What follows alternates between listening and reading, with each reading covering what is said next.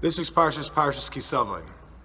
In Parshas Ki Savo3, we have the declaration a person makes after he has fulfilled all of his meisers, his tithing obligations. What tithing obligations are there?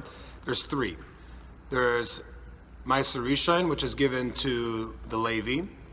There's Meiser Ani, which is given to the poor man. And there's Meiser Sheni, which is taken by the owner himself to Jerusalem to be consumed when he travels there to be Oil L'Regel, when he goes there for Yom Tov. That was what they did in those days. Part of the declaration is that after the person says that he has fulfilled all of his obligations regarding the laws of tithing, he says, Hashem, Hashkifa Mima'in Kadshecha, gaze down from your heavenly abode, Uvarich es Amcha Yisrael, and shower blessing upon the Jewish people. Rashi asked the following question.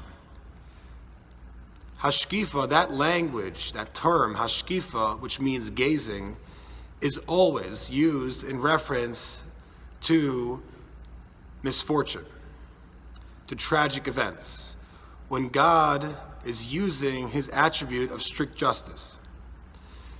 When Lot's city of Sodom and Gomorrah, when God decided that they deserved to be annihilated, to be utterly destroyed, the same language is used.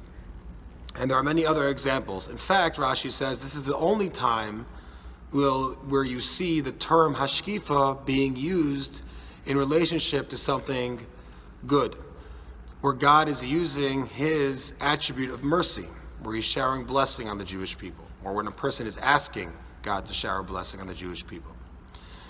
So, why is hashkifa used? Rashi says, why are we using language of gazing? It seems out of place. So Rashi says that the power of tithing. We see from here the power of tithing. The power of tithing is that it can switch what should be representative of the attribute of strict justice and turn it into the attribute of mercy. Because we see that it's used in reference to showering blessing. The Sukkos David asks a very simple question. He says, why would you use the wrong language and therefore have the question and have to come up with this answer?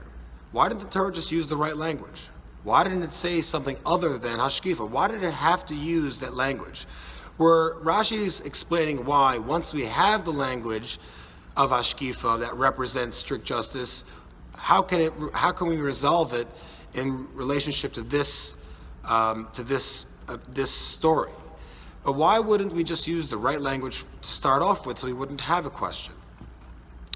Sukkos David says that in this case, even if God was to function as a strict judge in this matter, we would deserve the showering of blessing. Why is that? Think about it for a second. This person is willing to part with his possessions and do kindness with his own possessions. So now in a strictly judicious manner, in a strict judge, this person gave away what was rightfully his. So to reciprocate that in a fair manner would be to equally for the person on the other side, the other party, to give something which was rightfully theirs. So when we're asking God, we're saying, gaze God from your heavenly abode, we're saying that, God, you can function as a strict judge, and I still deserve a showering of blessing. Why? Because I was willing to part with what is rightfully mine to to do kindness to others. So to you, Hashem, when you reciprocate for my actions, my positive actions, even if you're functioning as a strict judge, I deserve kindness too. That is what the Sukkos David says to answer why we use the language of hashkifa, gazing, at all.